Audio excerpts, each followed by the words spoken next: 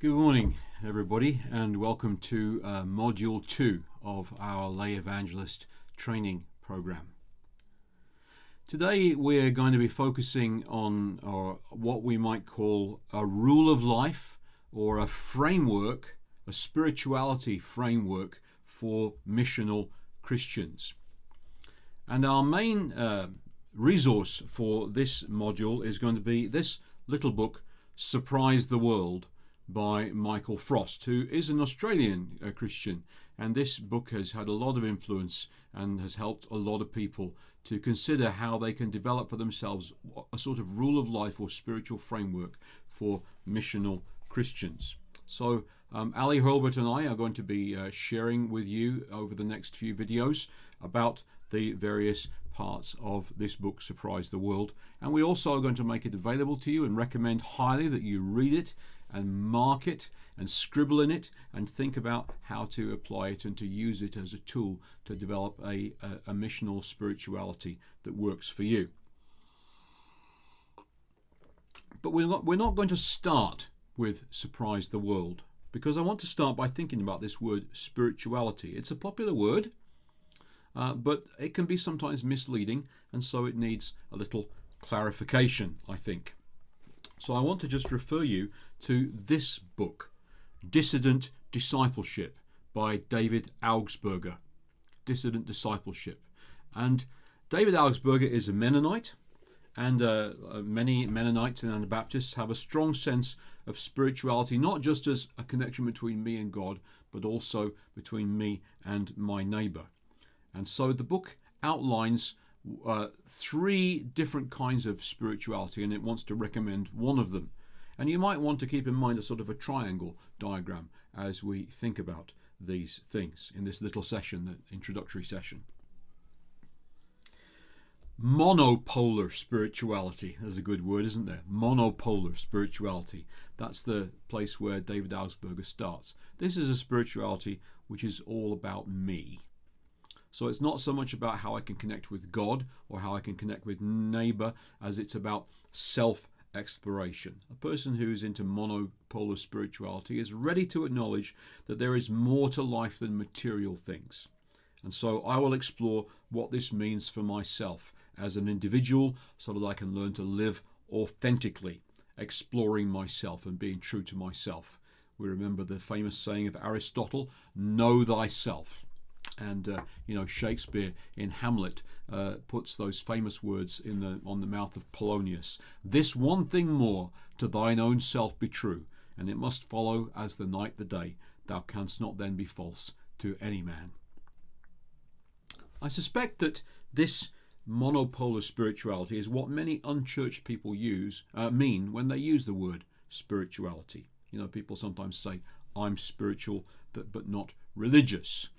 I think they mean that they are exploring themselves as spiritual beings. And so disciplines like journaling and meditation are used to nurture my discovery of self.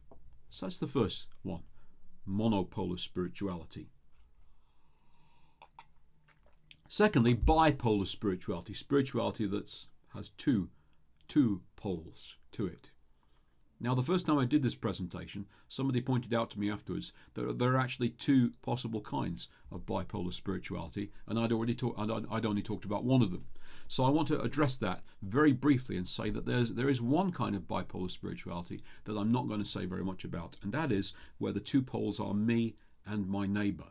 Me and my neighbour. You see this one in the secular world a lot. People who have realized that, just getting rich and getting ahead and having more and more stuff isn't really the secret of life, that life is really all about relationships and community. So tired of materialism, they understand that people matter, and so they want to develop authentic community and develop, relational skills and listening and responding skills, and they're very into that sort of thing between me and my neighbour. That's one possible form of bipolar spirituality. But the form that I want to spend a bit of time talking about is where the two poles are me and God. Me and God. So here is a person who perhaps has been into monopolar spirituality, only into me, and then has realized that no, there's got to be more than that. There's more in the universe than me and my almighty self. And so the person becomes convinced that there is someone out there, a God of some kind perhaps, and so they learn to reach out to God and they want to work on a relationship with God. But it's a very individualistic thing. It's spirituality as private prayer and Bible reading and my own personal experience of God. People can even sometimes be seen as a distraction. I have to say that this kind of spirituality is particularly attractive to introverts. But even we introverts get tired of it eventually. So disciplines are used to nurture my private relationship with God. Now, I still describe myself as an introvert, and I have to say that I spent many years in bipolar spirituality. But at a certain point in my life, I kind of got a wake-up call from God, and I'll tell you a little bit about it. I was down at Regent College in Vancouver, and I was taking part in a week-long course about prayer counselling. And during the course, the instructor led us in a meditation exercise. And I have to say, guided meditations, my friends, are not my thing. I find them very difficult to deal with. But anyway, she was leading it, and so, those of us who were in the group were following along. And this is what happened. What she said was, imagine that you are, walking along a beautiful beach beside the ocean. And she, described the beach and helped us to kind of smell the smells and hear the sounds and feel the sun and the breeze and all that kind of stuff that you do to help your imagination kind of connect with the scene that she's trying to describe. And then she said, so then you turn to face the ocean. Now, what happens? And funnily enough, for me, something did happen. I actually found myself in my imagination wading out into the ocean. And then after a while, I started to swim. And I'm not actually a strong swimmer, but in my imagination, I started to swim further out. And I was swimming in such a way that I couldn't really see what was ahead of me while I was swimming. And so after a minute, I ran headfirst into a boat, a rowboat. And as I looked up to the rowboat, I looked up and I saw that Jesus was sitting in the rowboat. And there were some other people in there with him, but they had head coverings on, so I couldn't really see who they were. But anyway, Jesus put his hand out and pulled me into the rowboat, and I sat down there, and then when I looked around, I saw that the other people in the rowboat were my wife, Marcy, and our children. And that was the end of my meditation. And I thought about that, and I thought, what could be the significance of that for me? And the first thing I realized was that for me, the sea has always been a symbol of longing for God. I think it's because of the fact that there's a horizon that you can see, and there's more beyond the horizon, and you don't know what's there. And so you keep on trying to reach it, keep on trying to reach it. And that's a bit like the search for God for me. So that's a powerful symbol. So obviously for me, as I think about swimming out into the ocean, it was about the search for God. But then in my search for God, I run into a boat, and Jesus pulls me in, and I find that my family are in the boat. Obviously, if you want to find out what's over the horizon, the boat's a better way to do it than trying to swim.